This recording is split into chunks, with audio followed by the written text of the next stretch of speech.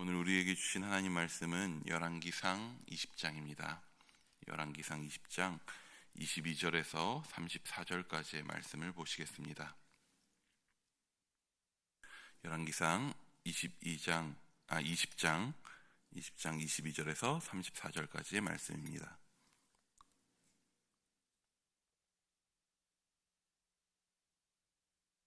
열왕기상 20장 22절에서 34절까지의 말씀 우리 한 절씩 교독하도록 하겠습니다.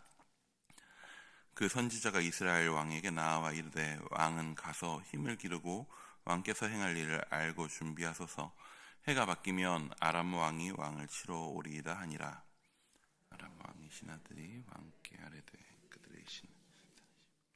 그들이 우리보다 강하였거니와 우리가 만일 평지에서 그들과 싸우면 반드시 그들보다 강할지라. 또 왕은 이 일을 행하실지니 곧 왕들을 제하여 각각 그곳에서 떠나게 하고 그들 대신에 총독들을 주시고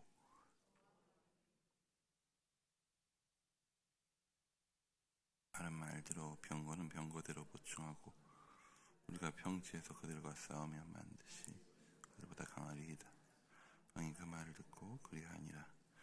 해가 바뀌니 벤하닷이 아람 사람을 소집하고 아벡으로 올라와서 이스라엘과 싸우려 하매 이스라엘 자손도 소집되어 군량을 받고 나가서 그들 앞에 진영을 치니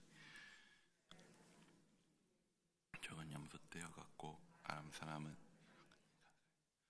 그때 하나님의 사람이 이스라엘 왕에게 나와 말하여 이르되 여호와의 말씀에 아람 사람이 말하기를 여호와는 산의 신이요 골짜기의 신은 아니라 하는도다.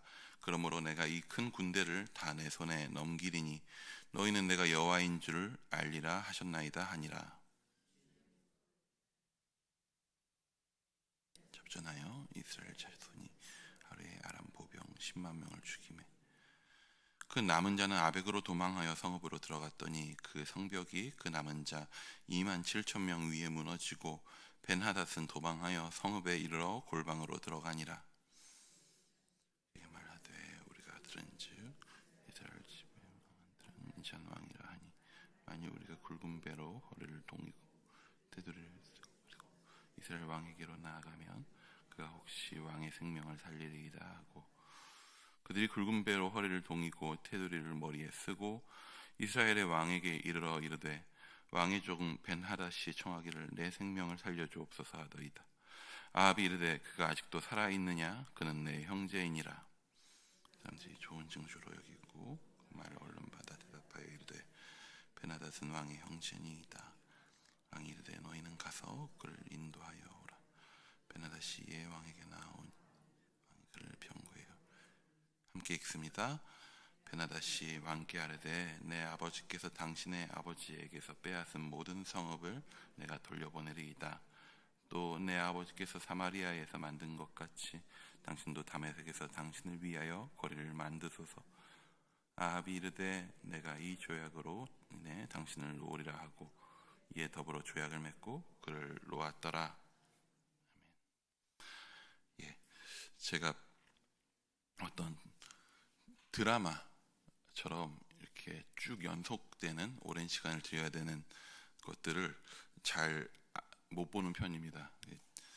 그만큼 또 시간을 써야 되고 계속적으로 집중력을 필요하다 보니까 길어지는 드라마를 잘 못 봅니다. 근데 그 중에서 몇 가지 드라마 정말로 너무나도 재밌고 저건 꼭 봐야 되겠다 싶은 것들은 가끔씩 쭉 처음부터 끝까지 다 보고 한 번만 보는 게 아니라 또 반복해서 보기도 합니다. 그 중에 하나가 한 근 10년 동안에 그런 드라마가 한 3편 정도 되는데 그 중에 하나가 뭐냐면은 이미 10년도 넘은 드라마지만 미생이라고 하는 드라마입니다. 그 드라마에서 그 드라마에 등장했었던 악역 빌런 중에서 가장 임팩트 있었던 한 사람을 꼽으라면 그 배우 김희원 씨가 연기한 그 박과장이라는 캐릭터입니다.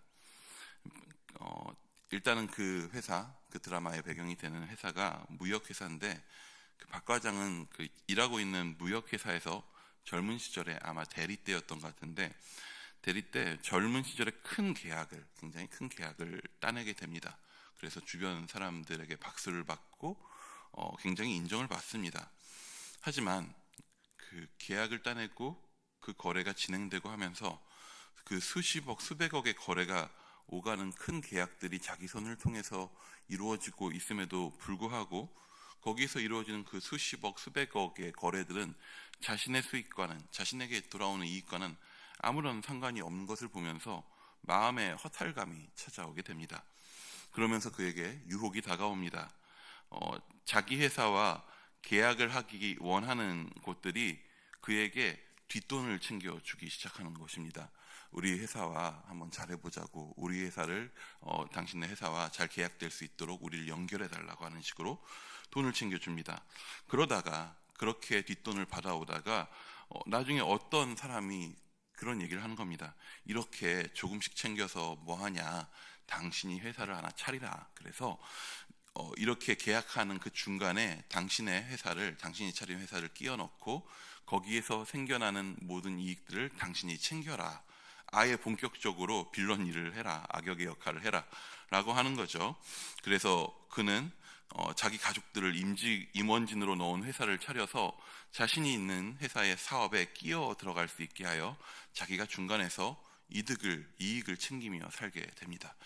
그러다 보니 그 사람이 보기에 이제 자기 주변에 있었던 자기 직장에서 같이 일하는 사람들은 다들 미련해 보이는 거죠. 그렇게 일해서 뭐하냐 라는 식으로, 그렇게 아등바등 살아서 뭐하냐라는 식으로 핀잔을 주며 그는 악역으로 그 드라마에 등장합니다. 문득 그 사람이 떠오른 이유는 오늘 본문을 보면서 아합의 모습을 보면서 그의 모습이 너무나도 생각났고, 어떻게 보면 아합이나 박과장이나 우리의 삶이나 굉장히 비슷한 부분들이 많구나라는 것들을 생각하게 됐기 때문입니다. 지금으로부터 20여 년 전에 우리나라에 출간됐었던 하나님의 영광을 위한 하나님의 열심이라는 책이 있습니다. 당시에 20살이었었던 저는 그 책의 제목이 참 의아했습니다. 왜 그러냐 하면, 하나님식이나 되는 분이면 누군가가 애써서 이룬 걸로 그에게 영광을 돌려야 하지 않겠는가라는 생각이 들었기 때문입니다. 자기 영광을 위해서 자기가 수고하는 것은 별로 그렇게 높은 사람의 입장이 아니지 않는가라는 생각이 들었던 것이죠. 사실 저는 그 당시에 그 책을 읽진 않았었습니다. 추천을 받았지만 읽진 않았고 제목에 대한 의아함만 가졌었습니다. 그리고 여전히 그 책을 읽진 않았습니다. 하지만 지금은 그 책 제목의 의미에 굉장히 공감합니다. 어떠한 존재도, 어떠한 이 땅에, 이 세상에 피조된 존재도 하나님께 온전한 영광을 돌릴 수 없다라고 하는 것입니다. 하나님의 영광을 온전히 드러내고 나타낼 수 있는 것, 하나님의 하나님 되심을 완전하게 드러내실 수 있는 것은 오직 하나님밖에 없는 것이죠. 그래서 성경의 주인공은, 말씀의 주인공은 철저하게 하나님입니다. 여러분, 사사기의 주인공은 누구입니까? 방금 전에 성경의 주인공은 철저하게 하나님이라고 말씀을 드렸죠. 사사기의 주인공은 사사가 아닙니다. 하나님이십니다. 룻기의 주인공은 누구죠? 하나님이시죠. 룻이 아닙니다. 하나님입니다. 사무엘서의 주인공은 누구일까요? 사무엘, 혹은 거의 사무엘 상하의 이야기가 다윗의 이야기죠. 하지만 그럼에도 그 이야기의 주인공은 다윗이 아닙니다. 그 모든 이야기의 주인공은 하나님입니다. 주인공처럼 보이는 각 인물들의 행동들을 통해서 본받기도 하고 혹은 타산지석으로 삼을 수도 있습니다. 하지만 그것은 성경을, 하나님의 말씀을 읽어내는 주된 방법은 아닙니다. 성경을 읽는 주된 방법은 그들을 통해서, 거기에 주인공처럼 등장하는 사람들을 통해서 혹은 상황들을 통해서 하나님께서 어떻게 일하고 계시는가라고 하는 사실을 발견하는 것입니다. 열왕기도 마찬가지입니다. 열왕기는 이스라엘 왕조실록처럼 보이지만 왕들이 주인공인 이야기는 아닙니다. 선지자들도 많이 나옵니다. 하지만 선지자들도 그 주인공은 아닙니다.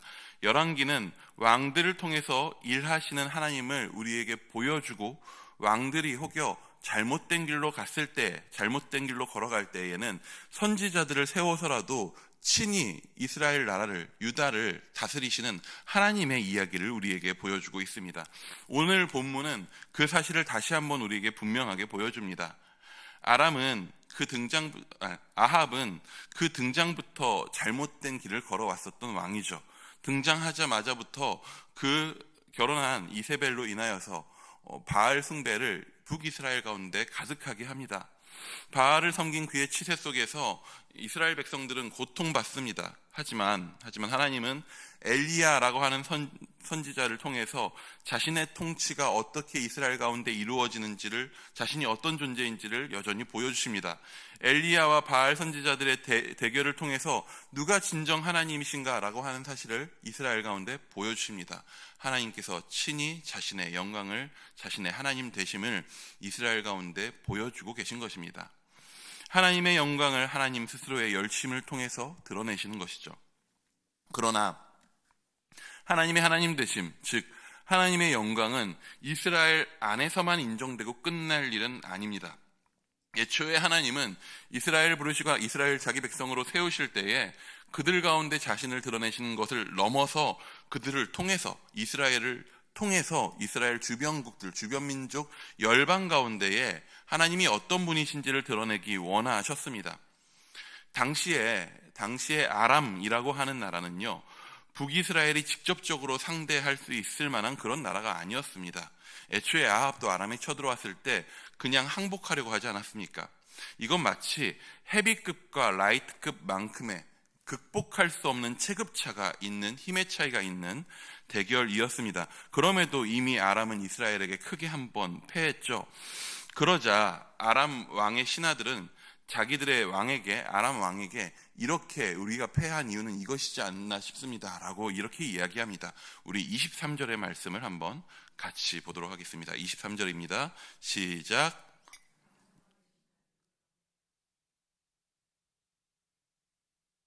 우리보다 강하였거니와 우리가 만일 평지에서 그들과 싸우면 반드시 그들보다 강할지니라. 아람 왕의 신하들이 평가한 우리의 패배의 이유는 뭐라고 하나요? 그들의 신이, 이스라엘의 신이, 이스라엘의 하나님이라고 하는 신이, 그가 산의 신이기 때문에 우리가 산에서 싸워서 졌다. 그러니까 우리가 이제 평지에서 싸우면, 뒤에 보면 골짜기라고 나오는데, 골짜기는 우리가 생각하듯이 산과 산 사이에 있는 그런 깊은 뾰족한 계곡이 아니라 그들에게 있어서 골짜기는 산과 산 사이에 넓은 평야 지대를 의미합니다. 그래서 골짜기, 바로 평지에서 그들과 싸우면 우리가 반드시 이길 것이다. 왜냐? 그들의 신은 산의 신이니까. 당시 전쟁은 군비의 규모와 전술, 전략의 우위나 그런 것들을 따지지 않았습니다. 그것보다는 신들의 싸움으로 여겨졌습니다. 헤비급의 아람이요, 졌습니다. 왜 졌을까? 우리가 헤비급이고 체급이 이렇게 높은데 왜 이스라엘한테 졌을까? 생각했을 때 아람은 그 이유를 저들의 신이 산의 신이기 때문이다. 그래서 산에서 싸워서 우리가 헤비급이지만 도로 몸이 무거워서 졌다 라고 생각한 것이죠. 아람은 이스라엘의 하나님을 산의 신 정도로 본 것입니다. 당시에 신이라고 하는 존재는 굉장히 장소와 상황에 한정된 존재로 보았습니다. 어떤 신은 바다에 매여 있고, 어떤 신은 강에 매여 있고, 어떤 신은 사자에게 매여 있고, 어떤 신은 산에 매여 있고, 이런 식으로 신을 어떤 한정된 곳에서 큰 힘을 발휘할 수 있는 그런 존재로 보았습니다. 그러니까 그 신을, 산의 신인 하나님을 평지로 끌어내리면 자기들이 승리할 것이다, 자기들의 신이 승리할 것이다 라고 생각한 것이죠. 그러한 세상 속입니다. 그런 세상 속에 살아가고 있었던 민족들입니다. 근데 그런 세상 속에서 하나님은 자신을 온 세상 만부를 창조하시고 다스리시는 하나님으로 드러내시려 합니다. 그냥 누구의 생각처럼 산에 박혀있는, 산에 매여있는, 어떠한 곳에 매여있는 그런 굉장히 속박된 존재, 한정된 존재가 아니라 온 세상 위에 계시고 온 세상을 다스리시는 존재로서 내가 여호와다라고 하는 사실을 온 세상 가운데 자신의 영광을 드러내기 원하시는 거죠. 그래, 어쨌든 다음 해가 됩니다. 그래서 다음 해가 됩니다. 아람은 다시 싸움을 이스라엘에게 걸어옵니다. 여전히 아람의 체급은 한 번 졌지만 그럼에도 불구하고 이스라엘에 비하면 헤비급입니다. 아람 군대 앞에 이스라엘 자손은 두 무리의 적은 염소떼 같았다라고 그렇게 이야기합니다. 그런데 어떻습니까? 우리 28절 한번 같이 읽어봅니다. 28절입니다. 시작. 이스라엘 왕에게 나와 말하여 이르되, 아람 사람이 말하기를 여호와는 산의 신이요 골짜기의 신은 아니라 하는도다. 그러므로 내가 이 큰 군대를 다 내 손에 넘기리니 너희는 내가 여호와인 줄을 알리라 하셨나이다 하니라. 예, 아합이 무언가를 잘해서 승리를 주시기보다는요, 그들이 이렇게 생각하고 이렇게 말한다는 것입니다. 여호와는 산의 신이니 골짜기의 신은 아니니 우리가 이길 것이다. 그렇게 얘기한다. 이제 나는 보여줄 거다. 내가 여호와인 줄을 너희가 알게 될 거고 그들이 알게 될 것이다. 이 전쟁을 통해서. 그날의 이스라엘 백성들과 이를 넘어 아람 사람들에게까지 하나님의 영광이 드러나게 됩니다. 이날에 하나님이 친히 싸우시고 그들의 생각과 상상을 아득히 뛰어넘어서 유일하신 하나님이심을 드러내십니다. 이스라엘은 승리하고 아람은 완벽하게 패배합니다. 아람은 완벽하게 패배했습니다. 이제 그들에게 남은 방법이라는 것은 패배를 인정하고 살려달라고 비는 것뿐이었습니다. 그들의 패배와 생명을 구걸하는 것은 그 자체로 여호와의 영광을 드러내게 됩니다. 이스라엘은 승리했습니다. 아니, 정확히는 여호와께서 승리하셨고 그 승리로 이스라엘은 구원받았습니다. 여호와는 이스라엘을 구원하심으로 자신의 영광을 이스라엘 가운데 드러내셨습니다. 그렇다면 이제 이스라엘은 어떻게 반응해야 합니까? 열왕기에서 왕들을 평가할 때 쓰는 말이 있습니다. 그가 누구누구의 길을 따랐다 라고 하는 문장으로 평가하죠. 긍정적인 평가를 받는 왕들은 누구의 길을 따랐다고 평가되죠? 다윗의 길을 따랐다 라고 이야기됩니다. 왜 그렇습니까? 다윗이 어쨌길래? 다윗은요, 평생을 여호와의 구원하심을 노래하는 사람이었습니다. 사실 다윗이 이룬 업적, 이스라엘 역사에서 다윗이 이룬 업적이라고 하는 것은 절대적입니다. 12로 사실 나눠져 있었던 지파들, 사울이 왕이었다고는 하지만 12지파가 그의 아래서 완벽하게 하나가 되지 못했습니다. 하지만 다윗은 12지파를 완벽하게 하나로, 한 나라로 모아냈습니다. 그 나라의 지경을 넓혔고 그 나라가 하나로서 온전히 한 나라로서 세워질 수 있도록 하는 그 모든 역할들은 다윗을 통해서 이루어졌다고 해도 과언이 아닙니다. 그럼에도 그 많은 승리와 그 많은 업적에도 그는 자신의 모든 승리와 업적이 자신의 것이 아니다라고 하는 사실을 아는 사람이었습니다. 모든 순간 싸우시는 분, 승리하시는 분은 내가 아니고 여호와시며 자신의 승리로 자기 자신은 자신의 승리가 아니라 여호와의 승리를 통하여서 나는 항상 구원받은 자다라고 고백합니다. 어린 시절 양을 치며 곰과 사자와 싸울 때에, 그리고 골리앗 앞에 설 때에 사울의 손에서 그 긴 시간을 쫓기면서 그는 그 모든 전쟁이, 그 모든 승리가 내가 아니라 하나님께 속하였다라고 하는 것을 배웠습니다. 그렇기에 그는 평생을 내가 구원받았다라고 고백하고 노래할 수 있는 것이겠죠. 반면에 그가 대신해서 왕이 되었었던 그 전에 있었던 사울은 어떠했습니까? 오늘 아합의 모습을 보면 사울의 모습이 떠오릅니다. 사울, 그는 아말렉과의 전투에서 승리합니다. 승리한 후에 그들을 철저히 심판하도록 하신 하나님의 명령을 어깁니다. 왜 그랬습니까? 그는 승리의 결과물로 좋은 전리품들을 챙기기 원했습니다. 전리품들을 챙겨서 부하들에게, 사람들에게 나누어 줘야 인정받는 승리를 자신이 가져가는 그런 왕이 되지 않겠습니까? 그러면서 이야기합니다. 하나님을 위해서 좋은 재물들을 남겨두었다 라고 하면서 승리하신 하나님을 자기가 자신의 승리로 빼앗아 오면서 하나님을 이용하려고 하는 것이죠. 자기 영광을 위해서 하나님의 승리를 이용하는 것입니다. 오늘 아합은 말도 안 되는 체급 차이를 극복하고 아람을 상대로 승리했습니다. 누가 보아도 하나님이 이스라엘을 아람의 손에서 구원하신 사건이죠. 아람의 왕이 이스라엘 앞에 목숨을 구걸하고 나왔습니다. 있을 수 없는 일이었죠. 아합은 그들의 생명에 대한 결정을 그렇다라면 누구에게 물었어야 할까요? 이 전쟁의 승리자는 누구입니까? 아합이 아니라 하나님이십니다. 그렇다면 이 전쟁을 승리로 이끄신 여호와께서 목숨을 구걸해 오는 그들의 목숨에 대한 결정권도 가지고 계십니다. 하지만 그는 이 전쟁의 결과물을 자기 왕권의 강화와 자기의 이익을 위한 도구로 활용합니다. 우리 34절의 말씀도 한 번 더 같이 읽어보겠습니다. 34절입니다. 시작.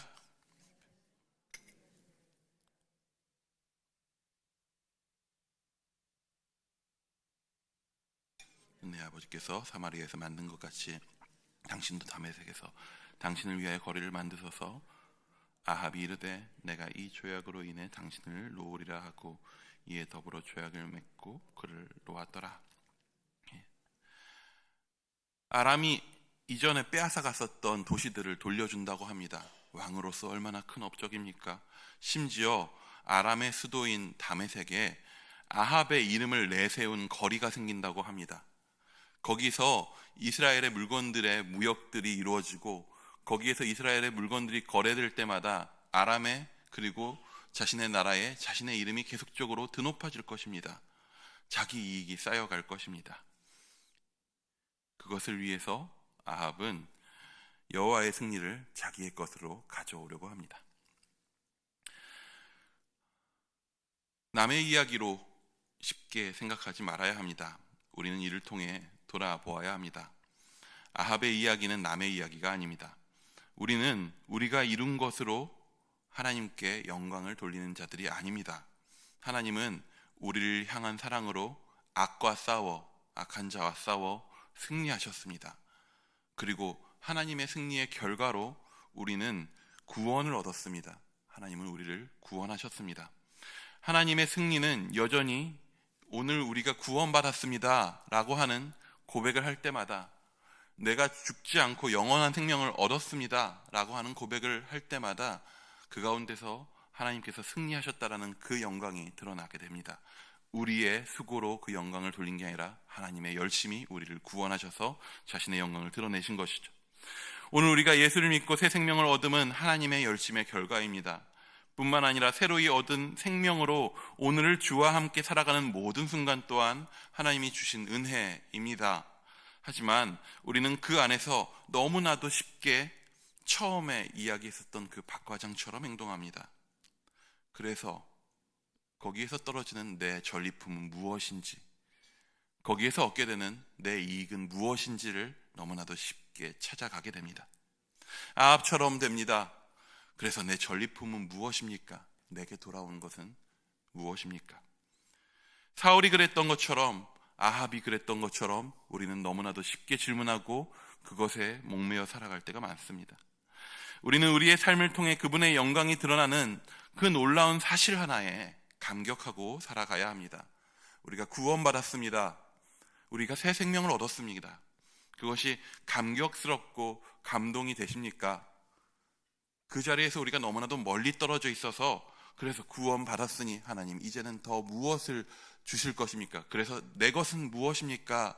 라고 하는 그 생각이, 그 마음이 우리의 삶의 태도로 너무나도 쉽게 우리의 입술에서, 우리의 삶에서 나타나게 될 때 우리는 돌아보아야 합니다. 내가 아합의 길로 가고 있는 것은 아닌지, 여로보암의 길로 가고 있는 것은 아닌지, 사울처럼 되어가고 있는 것은 아닌지. 우리는 우리를 구원하신 우리 하나님 앞에 그저 감사와 감격으로 구원받음에, 우리를 향한 구원에 찬양하는 삶을 살아가야 합니다. 우리는 열왕기에 나오는 선지자들의 삶을 보며 따라가야 합니다. 그 삶에 뭔 이익과 무슨 윤택함이 있겠습니까? 엘리야의 삶을 너무나도 바라시는 분들 계십니까? 아닐 것입니다. 그의 삶은 그저 쫓기고 궁핍하고 그저 어떤 때는 과부에게도 빌어먹는 그런 인생입니다. 그것을 사모하는 사람이 있겠습니까? 하지만 그의 삶에는, 그 선지자들의 삶에는 하나님의 일하심이 가득합니다. 하나님과 동행하고 함께하는 그 삶 가운데 얼마나 놀라운 하나님의 일들이 일어납니까? 그래서 엘리야의 삶은 윤택하진 못할지라도 감격적이고 감동스럽습니다. 하나님의 영광이 자신의 삶 가운데 이루어지는 것에 기뻐하며 살아갈 수 있는 삶입니다. 어떻게 보면 우리가 살아가야 하는 삶은 주와 동행하며 그의 이루시는 놀라운 일들을 바라보며 찬양하는 삶이 아닌가 싶습니다. 그것은 내가 내 것을 쌓아두며 자기 만족밖에 되지 않는 자기 영광에 갇힌 삶과는 비교할 수 없이 영광스러운 삶일 것입니다. 우리의 삶을 통하여서 자신의 열심과 자신의 영광을 드러내시는 그 하나님을 바라보며 주와 동행하며 살아가는 우리 일산충신의 성도님들 되시기를 축원합니다. 기도하겠습니다.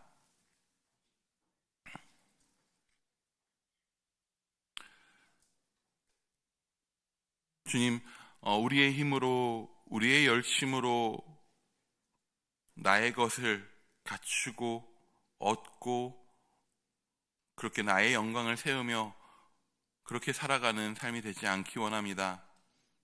아합처럼, 여로보암처럼, 사울처럼 살아가기 원치 않습니다. 주님, 그럼에도 주님, 우리의 마음이 완악하여서 우리에게 베푸신 그 놀라운 구원, 자신의 아들을 내어주시기까지 사랑하신 그 사랑으로 이루신 그 승리가 우리의 눈앞에 있음에도 그 아들 주신 사랑 외에 주님, 그래서 나에게 돌아오는 것은 무엇입니까? 내 것을 달라고 끊임없이 우리의 마음에 요구가 일어날 때가 많습니다. 주님, 이러한 우리의 마음들을 잠잠케 하시고 오직 예수 그리스도를 통하여서 우리 가운데 베푸신 그 사랑과 우리를 통하여 주님 이루신 하나님의 그 영광을 바라보게 하여 주옵소서. 그래서 온전히 주가 이루시는 일 가운데에서 우리에게 베푸신 그 구원을 기뻐하며 우리의 그 기뻐함을 통하여서 우리의 삶 가운데 여호와의 영광이 드러나는 그러한 삶 되도록 우리를 인도하여 주시옵소서. 온전히 주와 동행함이 주가 이루시는 일들을 바라보는 것이 우리 가운데 기쁨이 될 수 있는 그런 은혜를 우리 가운데 허락하여 주시옵소서. 함께하여 주실 줄 믿사오며 살아계신 예수님의 이름으로 기도드립니다. 아멘.